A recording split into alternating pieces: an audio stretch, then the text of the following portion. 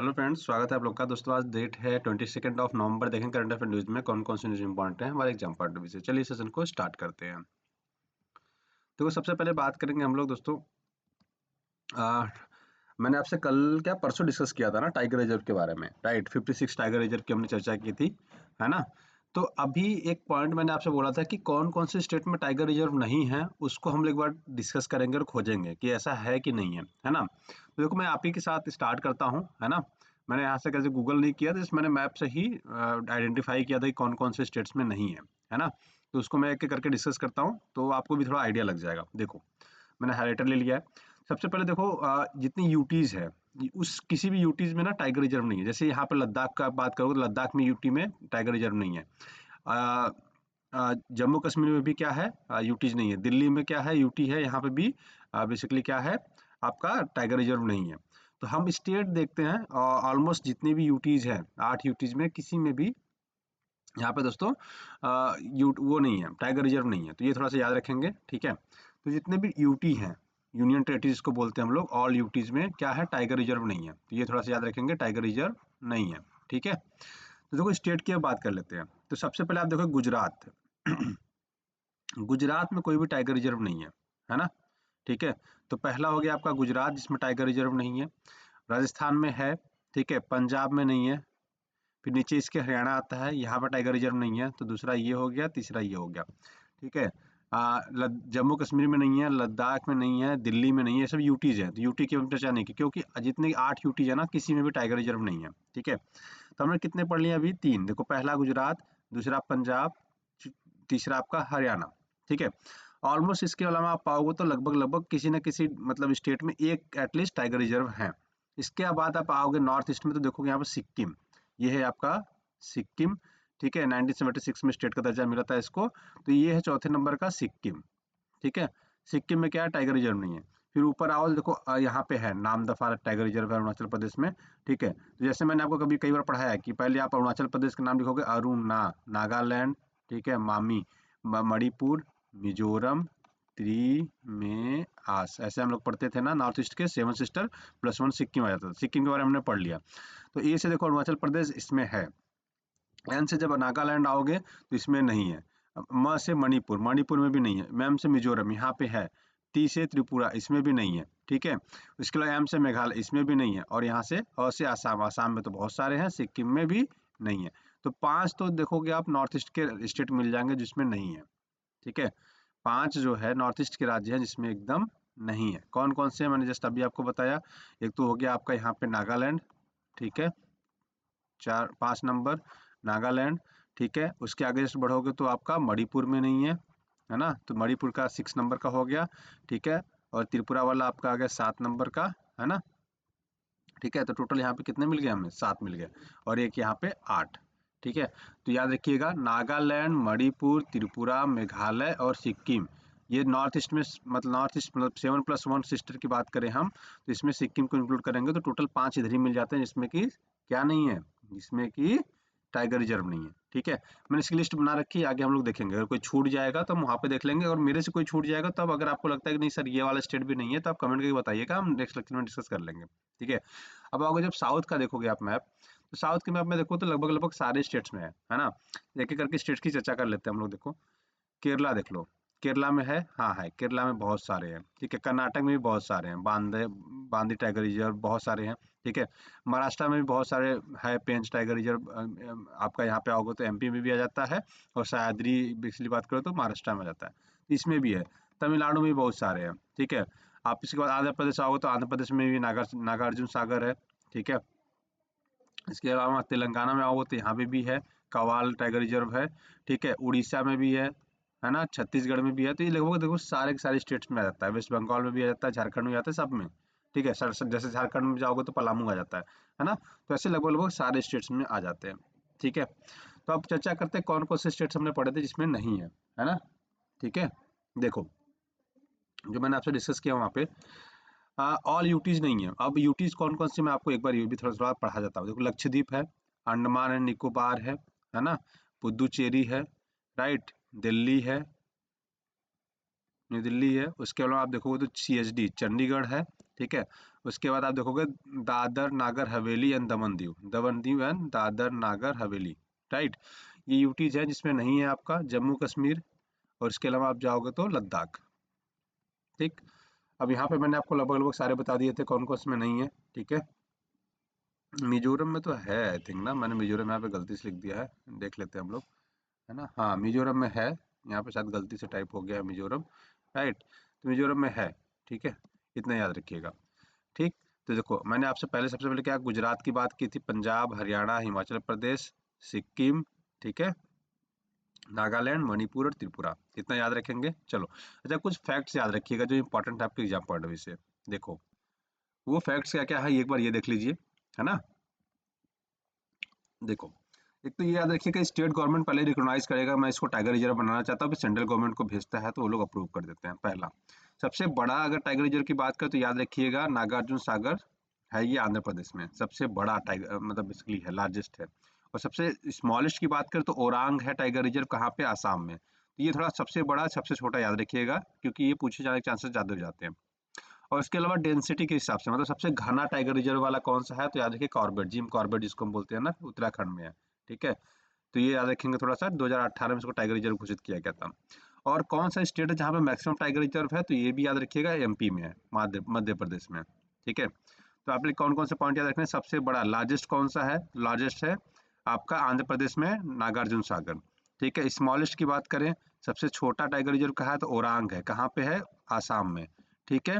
उसको तीसरे पॉइंट की मैंने बात की डेंसिटी के हिसाब से, ठीक है, सबसे ज्यादा टाइगर रिजर्व कहाँ पे है, तो यह है आपका जिम कॉर्बेट उत्तराखंड में, ठीक है।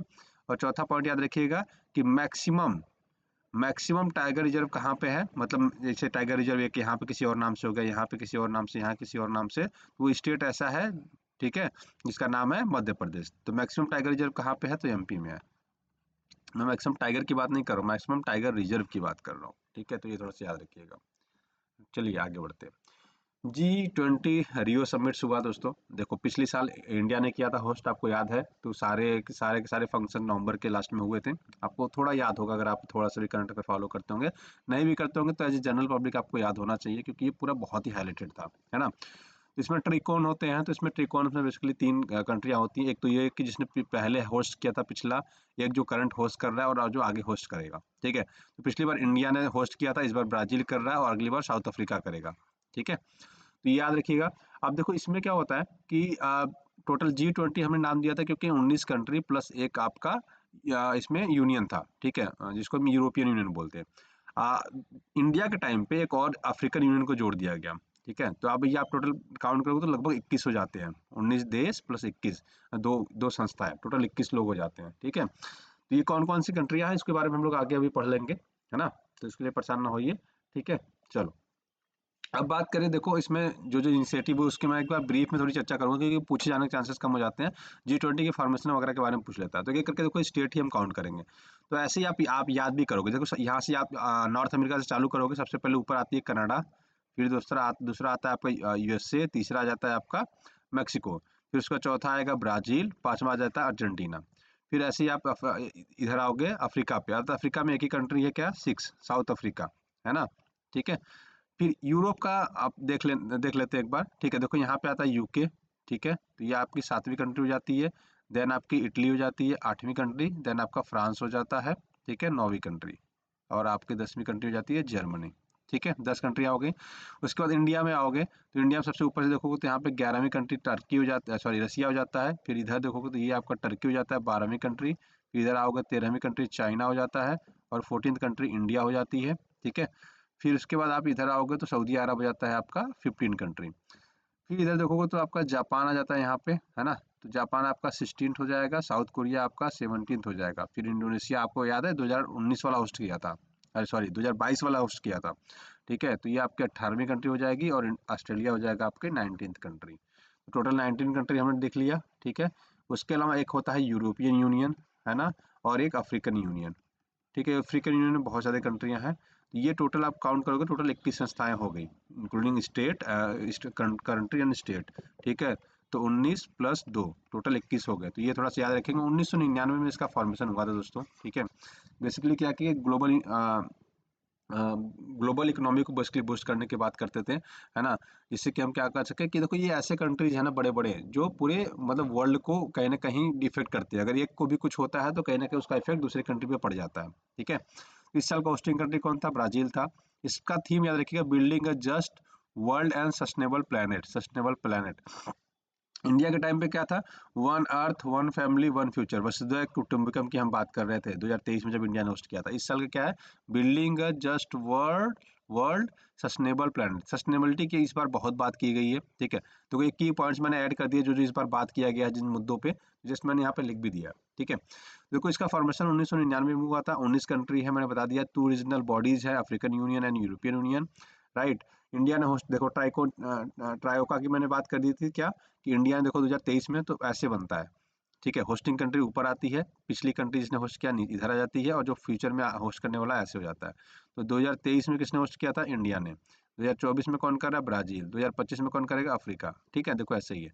2023 में इंडिया, 2024 में ब्राजील, 2025 में आपका साउथ अफ्रीका। तो साउथ अफ्रीका होस्ट करेगा। ये भी देखो, जितने मैंने फैक्ट्स यहाँ पे ऐड किए ना, वो कहीं ना कहीं कई बार एग्जाम में पूछे गए हैं और एग्जाम पॉइंट ऑफ व्यू से रिलेवेंट भी है, ठीक है? तो इतनी चीज याद रखिएगा।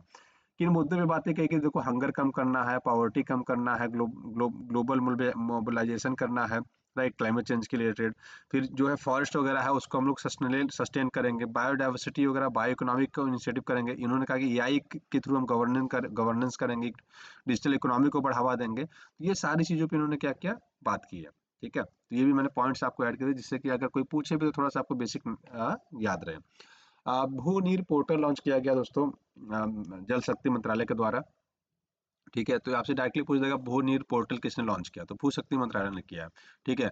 इसके अंदर में एक डिपार्टमेंट आता है, सेंट्रल ग्राउंड वाटर अथॉरिटी, ठीक है? तो इन्होंने इनकी कोलैबोरेशन किया था एनआईसी से, तो एनआईसी ने बेसिकली इसको डेवलप किया है, ठीक है? किस मिनिस्ट्री के अंतर्गत आएगा? तो मिनिस्ट्री ऑफ जल शक्ति लॉन्च किया है, ठीक है?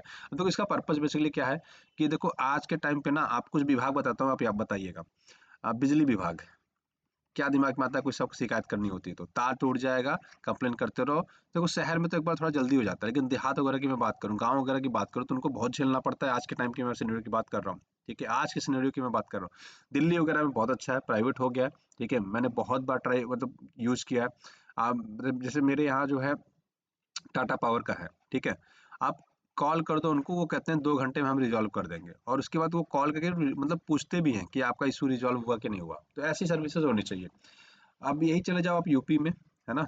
यूपी कोई अच्छे ज़िले का भी नाम ले लो आप, यूपी में बनारस का नाम ले लो, प्रयागराज ले लो, आप कानपुर ले लो, आप लखनऊ ही इवन ले लो।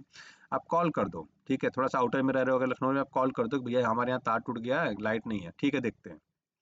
अब वो शाम हो जाएगा, फिर आप फ़ोन करोगे तो बोलेगा लाइनमैन नहीं है, ऐसा है कि आपको कल सुबह जोड़ दिया जाएगा। तो आपको जहाँ नेसेसरी होनी चाहिए, देखो बिजली तो ऐसी चीज़ है ना जो हम हमेशा ज़रूरत है, तो उसको प्रायोरिटी पे सॉल्व करना चाहिए। सेम यहाँ पे हमारा जल का भी इशू हो जाता है। जल विभाग से आपकी पाइप कट गई, है ना? सड़क के किनारे कुछ गड्ढे खन रहे थे पाइप बिछाने के लिए, पाइप कट गई। अब आप जल विभाग को कंप्लेन करते रहो, करते रहो, करते रहो, करते रहो, वो जल्दी जोड़ते नहीं आके, है ना? तो ये थोड़ा-सा मुश्किल हो जाता है। तो गवर्नमेंट इसमें बहुत ज़्यादा इनिशिएटिव ले रही है, चीज़ें कोशिश कर रही है कि जल्दी-जल्दी रिज़ॉल्व हो जाए, जल्दी-जल्दी सॉर्ट आउट हो जाए, ठीक है? तो ये बहुत अच्छा पहल है। इसके थ्रू आप मतलब लॉगिन करके कंप्लेन कर सकते हैं, कह सकते हैं कि हमारी दिक्कत ये है ना? तो ये सारी चीज़ें हैं। जिससे कि अगर आप कोई मान लो आपने 2-3 बार कंप्लेन कर दिया, तो एक आईडी जनरेट हो जाती है। जैसे यूपी गवर्नमेंट की एक अच्छी बात मैं आपको बताता हूँ। इनके द्वारा एक पहल चालू की गई है, जन सुनवाई ऐप, आईजीआरएस बोलते हैं उसको, ठीक है? आपको अगर किसी विभाग में कोई काम करा रहे हो, अगर कोई नहीं सुनता है या घूस ले रहा है, कुछ भी दिक्कत दे रहा है आपको, है ना? काम टाइम पे नहीं कर रहा है, आप उसमें कंप्लेन रजिस्टर कर दीजिए। वो डायरेक्टली चला जाता है क्या? डायरेक्टली उस मतलब जहाँ के लिए आपने कंप्लेन की है, पहले सबसे पहले उसके पास जाएगा। अगर वो नहीं सुनता है तो उससे ऊपर अथॉरिटी के पास चला जाएगा। जैसे एग्जांपल देता हूँ, आपके मार्कशीट में कुछ गड़बड़ था, है ना? आपने 10th का एग्जाम दिया, आपके मार्कशीट में कुछ गड़बड़ हो गया।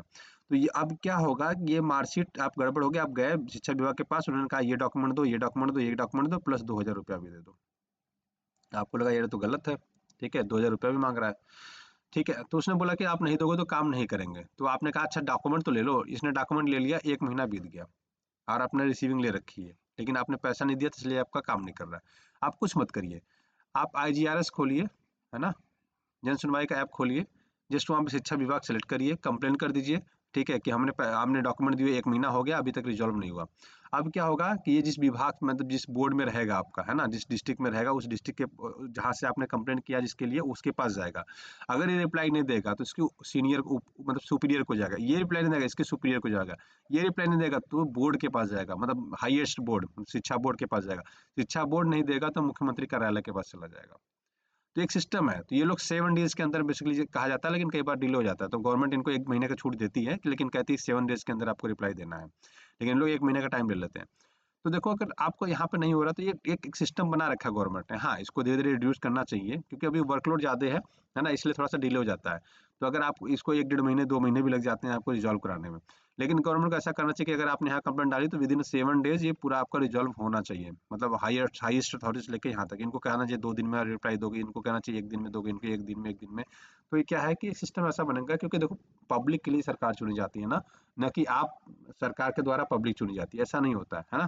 ठीक है? तो ये थोड़ा प्रायोरिटी में होना चाहिए। कुछ गवर्नमेंट हो सकता है आज नहीं तो कल तो चेंज होना ही होना है ना? क्योंकि अब जनता सारी चीज़ें लोग जानकार होते जा रहे हैं, है ना? ये चेंज होना चाहिए, मेरे हिसाब से अच्छा इनिशिएटिव है, और आप लोग भी शिक्षित होते जा रहे हैं तो डेफिनेटली एक दिन ये चेंज होगा। चलो आगे बढ़ते हैं, ठीक है? एक वेब पोर्टल लॉन्च किया गया दोस्तों, ओटीटी है, बेसिकली ओटीटी प्लेटफॉर्म लॉन्च किया गया है ministry of information and broadcasting के द्वारा। इंडिया फिल्म फेस्टिवल होस्ट हो रहा है अभी, आपने सुना होगा 2024 का, ठीक है, गोवा में। तो ये बेसिकली यहाँ पे इन्होंने लॉन्च किया है प्रसार भारती ने वेब। अब ये क्या है, लगभग ये 12 से ज़्यादा भाषाएं में इंक्लूड किया था। जैसे जियो सिनेमा देखते हो ना, जियो सिनेमा देखते हो आप लोग, है ना? हॉटस्टार देखते हो, सेम ऐसे ही एक तरह समझ लो, एक वेब किया है, लेकिन सरकारी है, ऐसा समझ लो। ठीक है, इसमें क्या होगा, 12 से ज़्यादा लैंग्वेजेस होंगी। हिंदी, इंग्लिश, तमिल, कोंकणी, असमी सारे हैं। 65 इसमें चैनल आएंगे, ठीक है, 65 टीवी चैनल आएंगे। मन की बात भी उसके साथ साथ आएगी, और अयोध्या में श्री राम जी का लल्ला का आरती भी आएगा लाइव, वो भी डेली आता है लगभग, है ना? ये सारी चीज़ें इसमें आएंगी, ठीक है। 65 टीवी चैनल ये सारी रहेंगी इस ओटीटी प्लेटफॉर्म में। तो वेब क्या है, तो याद रखिएगा, एक ओटीटी प्लेटफॉर्म है, ministry of information and broadcasting के द्वारा इसको चालू किया गया है। ठीक है, कब चालू किया गया, तो आईएफएफआई जो इंडियन फिल्म फेस्टिवल हुआ, उस समय चालू किया गया 2024 में। ठीक है, तो याद रखिएगा, परसों चालू किया गया, एग्जाम पॉइंट से थोड़ा सा रिलेवेंट भी है। ठीक, चलो तो आज की वीडियो बस इतना रखते हैं। कल की वीडियो में मिलेंगे हम लोग, तब तक के लिए अपना ख्याल रखिए, खुश रहिए, ठीक है। और कुछ डाउट होता है आप इस नंबर पर हमें व्हाट्सएप कर दीजिएगा, ठीक है ना? चलो, तो आज की वीडियो बस इतना रखते हैं दोस्तों। वीडियो देखने के लिए बहुत बहुत धन्यवाद, आपका दिन शुभ हो। Thank you so much, have a great day.